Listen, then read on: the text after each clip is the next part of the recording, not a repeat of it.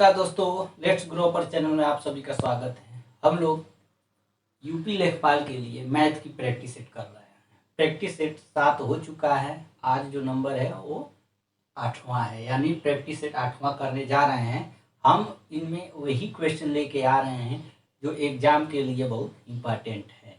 यानी एक और बात कहने वाली है कि हर प्रैक्टिस सेट में हम नए ही क्वेश्चन लेंगे, यानी जो पिछले प्रैक्टिस सेट में कराए गए क्वेश्चन हैं उनको हम रिपीट नहीं करेंगे, क्योंकि इससे हमारी समय की बचत होगी और नए नए क्वेश्चन हमारे सामने आते रहेंगे। तो देरी न करते हुए सीधे हम चलते हैं पहले क्वेश्चन में। पहला क्वेश्चन क्या कह रहा है?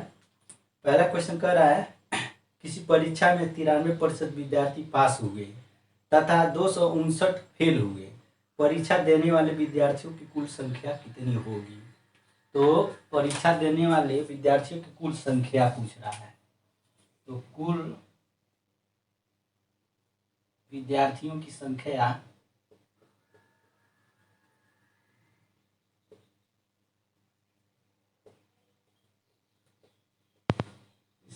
क्या है?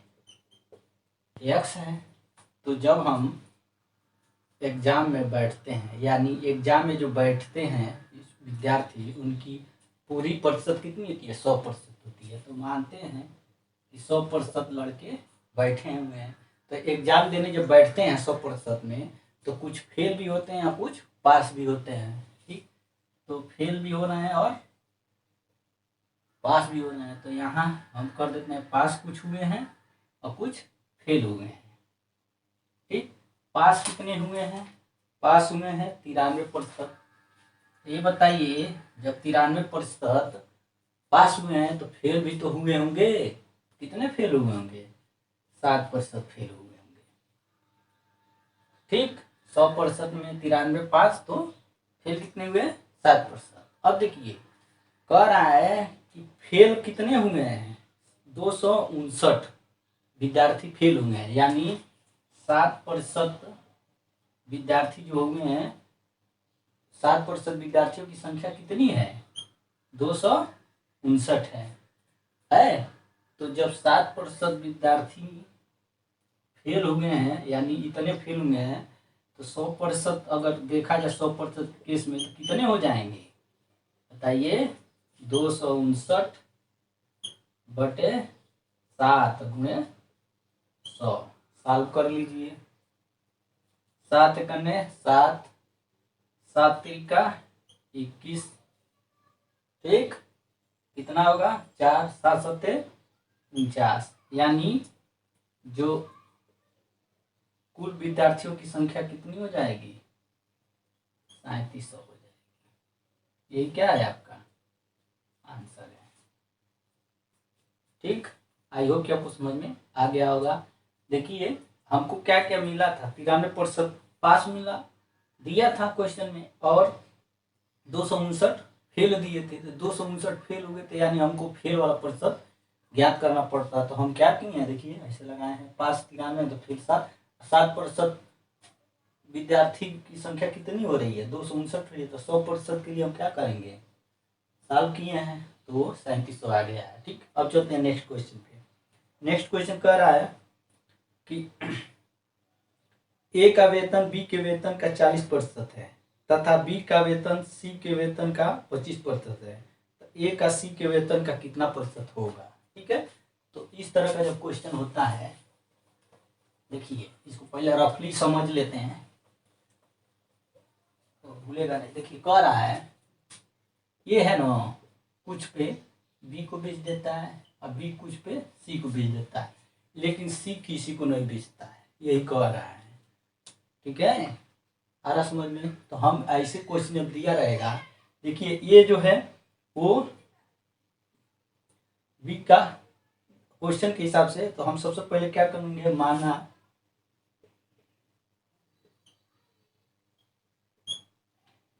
सी का वेतन, सब वेतन है, तो लड़ाई होती है, क्या है? 100% है। ठीक, पीछे से चलना है। ये हो गया हमारा 100%। तो कह रहा है देखिए बी का वेतन सी के वेतन का 25%, यानी अब बी का वेतन सी के वेतन का, यानी सी का वेतन कितना है 100 का क्या है 25%, कितना आ जाएगा 25% आ जाएगा। ठीक, अब देखिए अब कह रहा है कि ए का वेतन बी के वेतन के 40%। अब फिर बैक चलिए, यहाँ से हम चल रहे हैं बी तक हो गया। अब ए का वेतन जो है वो बी के वेतन का, देखिए ए का वेतन बी के वेतन, बी कितना है 25 है, गुणे कितना कर रहा है 40% का 40% है, कर लीजिए 25 चौको 100, 4 दाम 40, यानी 10% है। ठीक, हमको मिल गया C B A B C तीनों का मिल गया। तो कह रहा लास्ट में ए का सी के वेतन का, तो जब किसी का कहे तो वो हमेशा मान नीचे होता है। तो ए कितना है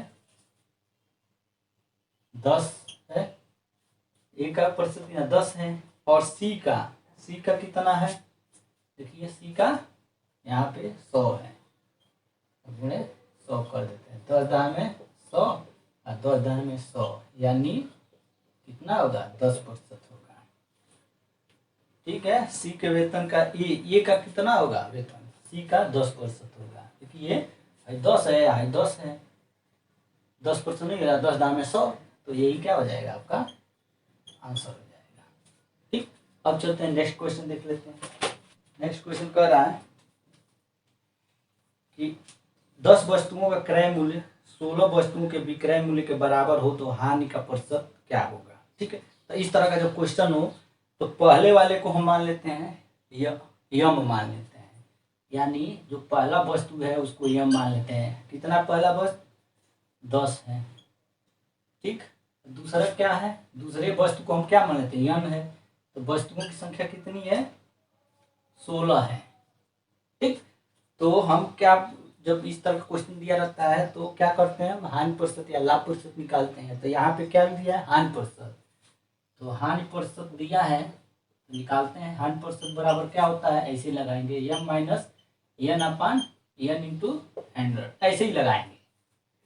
जब दिया हो क्रय मूल्य विक्रय मूल्य के बराबर, जब क्वेश्चन दिया हो क्रय मूल्य विक्रय मूल्य के बराबर या विक्रय मूल्य क्रय मूल्य के बराबर, तो इस टाइप में हम एक को पहले वाले को यम मान लेते हैं, दूसरे वाले को एन मान लेते हैं। तब हम क्या करते हैं इसमें रख के साफ करते हैं।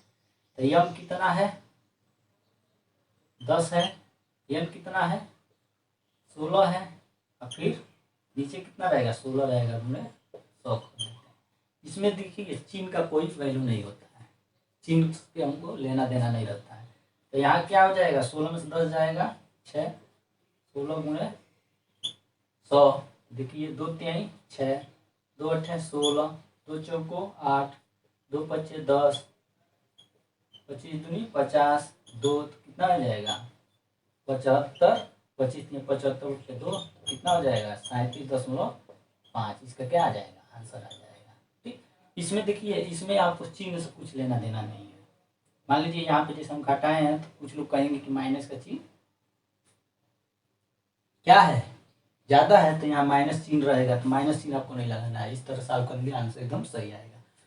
नेक्स्ट क्वेश्चन कह रहा है यदि x equal to 19 y equal to 18 हो तो x square plus y square plus x y upon x cube minus y cube का मान क्या होगा। देखिए दिया है x equal to 19 y equal to दिया है 18, तो कह रहा है कि x square plus y square plus x y upon x cube minus y cube का मान ज्ञात कीजिए। ठीक है, देखिए इसको हम लेते हैं, इसको सॉल्व करते हैं।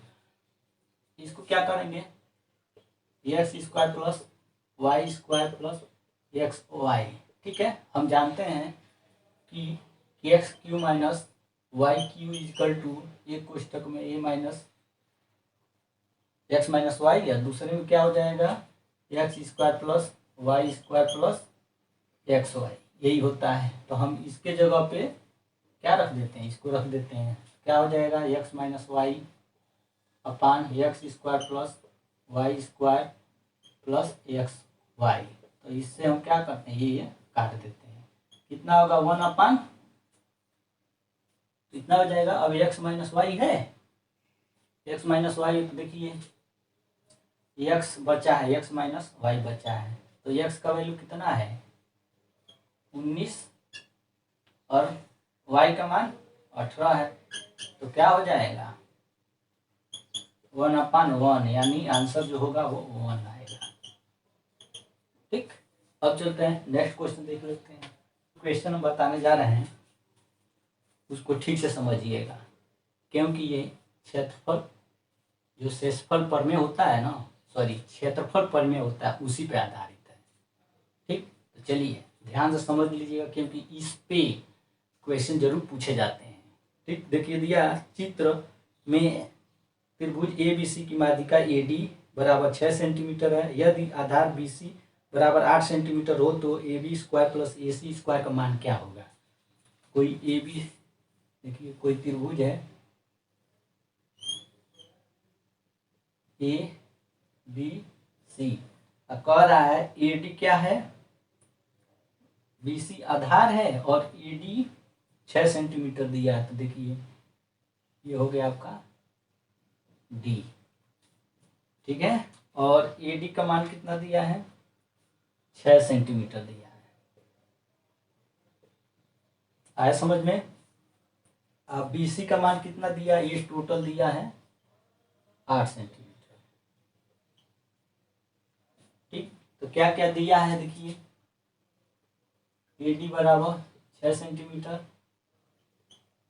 और बी सी बराबर 8 सेंटीमीटर। अब मान क्या पूछ रहा है, A B square plus B C square का मान पूछ रहा है। ठीक, तो सबसे पहले जो हम बताने जा रहे हैं उसको ध्यान से सुनिए। जब किसी त्रिभुज में या कोई भी त्रिभुज हो, समकोण, न्यून कोण, अधिक कोण, कोई भी हो, तो उसके शीर्ष से सम्मुख पे डाला गया लंब सम्मुख भुजा को बराबर भागों में बांटता है, नंबर 1। दूसरा कि शीर्ष से, किसी भी त्रिभुज के शीर्ष से सम्मुख भुजा पे डाला गया लंब हमेशा क्या बनता है 90 अंश का बनता है। 2 चीज समझ में आ गया। ठीक, ये हो गया। अब दूसरा, किसी त्रिभुज के शीर्ष बिंदु से सम्मुख भुजा पे डाला गया लंब जो माध्यिका कहलाती है, ठीक है, मध्य बिंदु को मिलाने वाली बिंदु, क्या करती है, उस त्रिभुज को 2 बराबर भागों में बांटती है। तीसरा पॉइंट है, कैसे बांटती है, देखिए जैसे त्रिभुज दिया है ए बी सी पूरा, तो इसको बराबर भागों में बांटेगा। कौन सा, देखिए ये त्रिभुज ए डी डी, और देखिए इसमें हम कर ले रहा है त्रिभुज ए बी सी में ए डी बी बराबर होगा किसके, त्रिभुज ए डी सी के। आ रहा समझ में। क्या कहते हैं, जो माध्यिका है, ऊंचाई भी उसको बोलते हैं, माध्यिका क्या करेगी, उस वास्तविक जो त्रिभुज होगा उसको 2 भागों में बांटेगा, बराबर भागों में। देखिए दोनों बराबर हो गया। ठीक, अब चलते हैं नेक्स्ट पे। अब क्या होगा, जब बराबर बांट दिया तो देखिए इसका हम केवल बात करें, इसका त्रिभुज ए डी बी बराबर, ठीक है, देखिए ये केवल क्या होगा, इस पूरे का क्या होगा, आधा होगा। आ रहा समझ में। वास्तविक त्रिभुज क्या है, ए बी सी का आधा क्या होगा, ए बी डी होगा, या ADB त्रिभुज का होगा। देखिए तो हम इसको ले रहे हैं, इसको ले रहे हैं, चलिए ठीक है, ये ले लिए। अब देखिए वास्तविक त्रिभुज क्या है, ABC है। तो हम क्या बताए हैं, वास्तविक त्रिभुज का आधा ये त्रिभुज होगा ABD। इतना समझ गए, इसी पे इसका आंसर आएगा। ठीक, तो देखिए आधा होता है तो हम क्या करेंगे, ये आधा है ना, ये आधा है और ये क्या है, दूना है। तो हम इसको बराबर करने के लिए क्या करेंगे, इसको दूना करेंगे तभी तो होगा। ये दूना है तो दूना के बराबर करने के लिए इसको भी दूना हम करेंगे तो क्या हो जाएगा, बराबर हो जाएगा। आया समझ में? कहने का मतलब कि वास्तविक त्रिभुज ABC का आधा क्या होता है, ABD होता है, या कहिए ADC होता है। अब चलते हैं नेक्स्ट क्या, सीधे क्वेश्चन पे। तो एक होता है अपोलो, एक परमेय होता है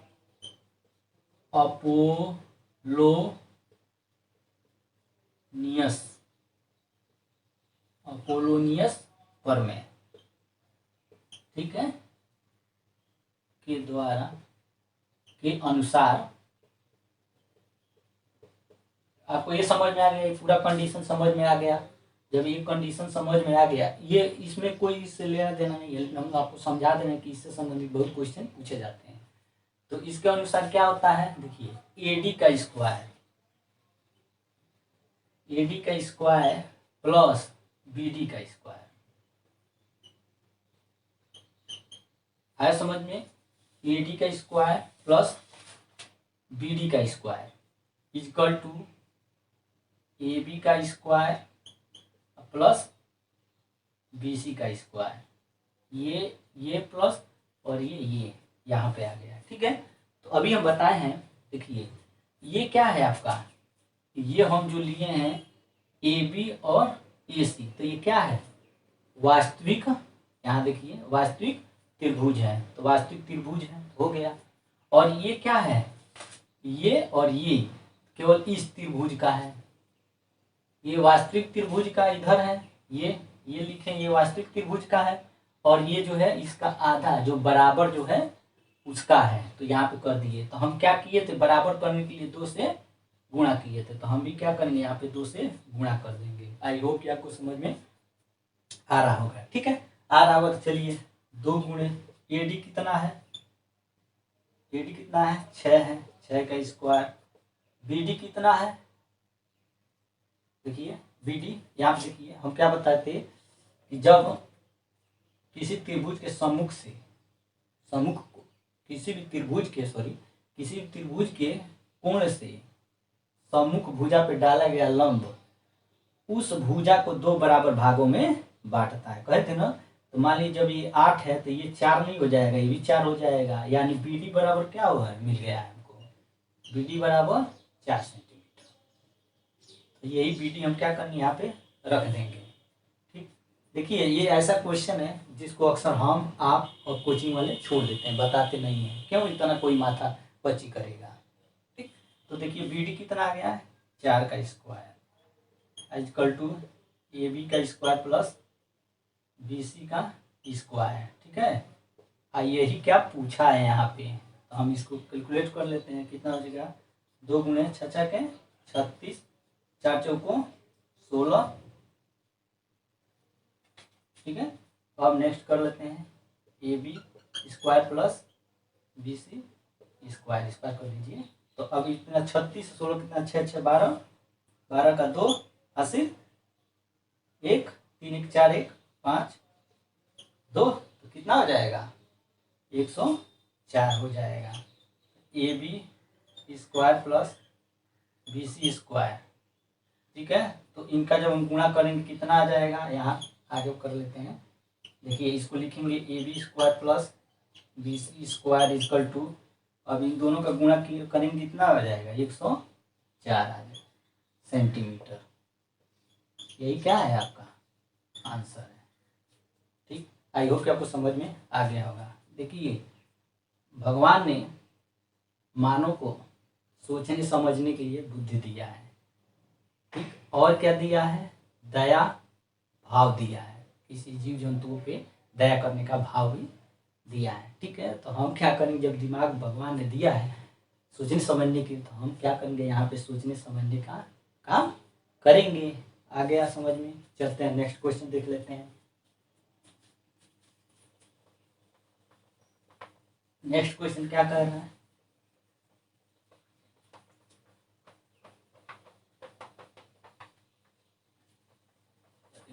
नहीं है।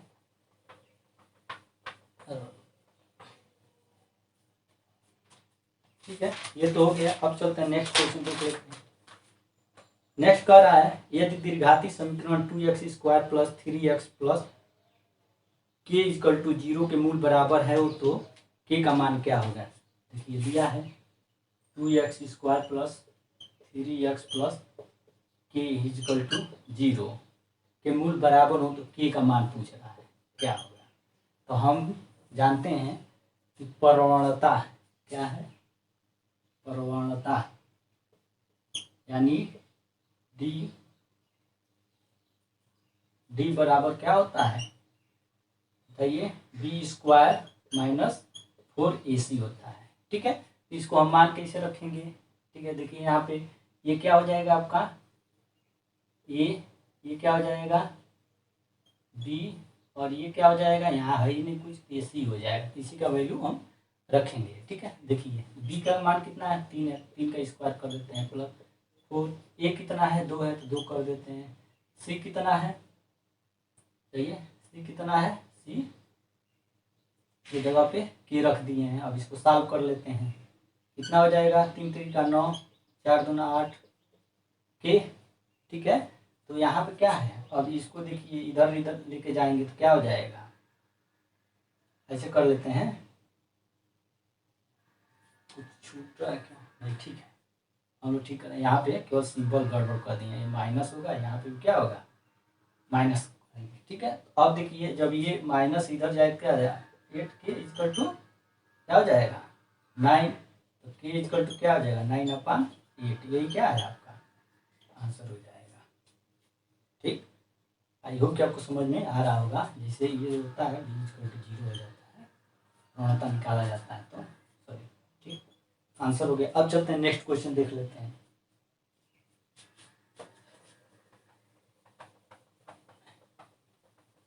नेक्स्ट क्वेश्चन क्या कह रहा है, कह रहा है प्रथम 50 प्राकृतिक संख्याओं का औसत होगा। प्रथम 50 प्राकृतिक, इसका कुछ नहीं करना होता, औसत बराबर होगा, ठीक है, n + 1/2 कर देते हैं, तो कितना है 50 है ना, 50 + 1 2 यानी 51, 2 कितना हो जाएगा 25.5, यही क्या हो जाएगा आपका आंसर हो जाएगा।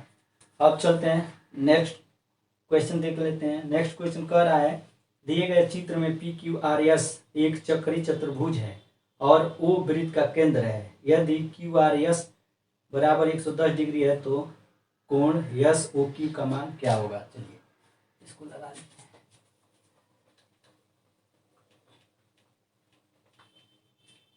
फिगर भी दिया हुआ है तो उससे करते हैं। देखिए ये है आपका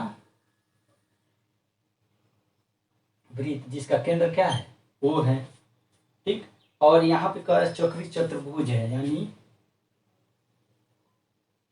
चक्रीय चतुर्भुज है, सॉरी ऐसा नहीं बनेगा, फिगर से हम देख लें, फिगर बना हुआ है उसके हिसाब से बनाते हैं। देखिए एक ये हो गया, ठीक, ऐसे दिया हुआ है और ये यहाँ दिया हुआ है, ठीक, और ये इस तरह का बना हुआ है, ठीक है, और R कितना दिया है 110 डिग्री। देखिए वहाँ पे फिगर ड्रा नहीं रहेगा, सीधे क्वेश्चन दिया रहेगा, तो कोशिश करेंगे इसी तरह का ड्रा करने के लिए, ठीक है। QRS यानी QRS ये 110 हो गया, तो कह रहा है SOQ कोण SOQ, देखिए यहाँ पे है S है, यहाँ पे क्या है R है, यहाँ पे Q है और यहाँ पे P है, तो कह रहा है इसका मान पूछ रहा है SOQ का बराबर वाट। ठीक, तो हम जानते हैं, क्या जानते हैं कि किसी त्रिभुज के केंद्र पे बना कोण परिधि पे बने कोण का दूना होता है। देखिए आया समझ में?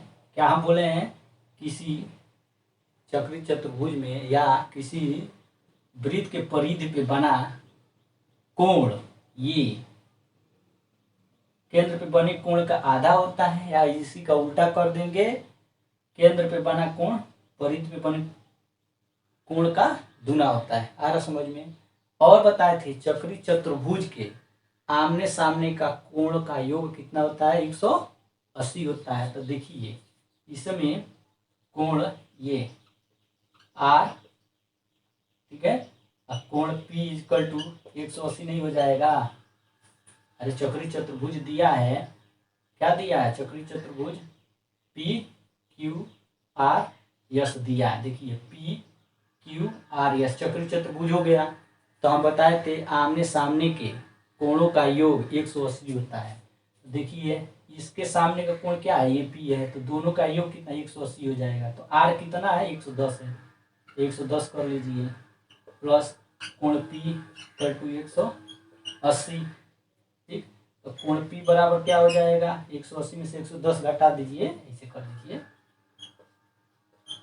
कितना आ जाएगा, कोण P बराबर 70 हो जाएगा। ठीक है, तो हमको क्या मिला, ये 70 मिल गया, यानी कोण P बराबर 70 मिल गया है। ठीक है, तो हम बताएं अभी कि क्या बताएं, परिधि पे बना कोण, किसी वृत्त के परिधि पे बना कोण का दूना केंद्र पे बने कोण का होता है। आया समझ में? तो जब परिधि पे बना कोण 70 है तो केंद्र पे बना कोण इसका क्या होता है, दूना होता है। तो कोण O बराबर क्या हो जाएगा, दूना कर दीजिए, 140 डिग्री हो जाएगा। यही क्या है, आपका आंसर है। आई होप कि आपको समझ में आ गया होगा। ठीक, आया समझ में? किसी वृत्त के परिधि पे बना कोण, ठीक, केंद्र पे बने कोण का आधा होता है, और उल्टा वहीं पे बात करें तो परिधि पे बना,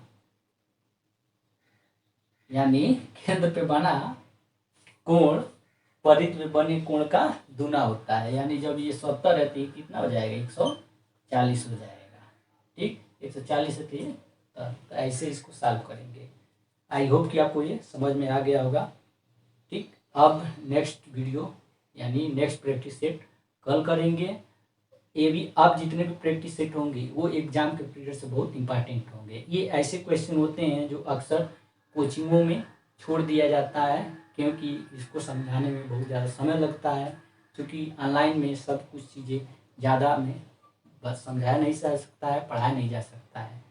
तो वीडियो को पसंद आया हो तो लाइक, शेयर और सब्सक्राइब करना ना भूलिएगा।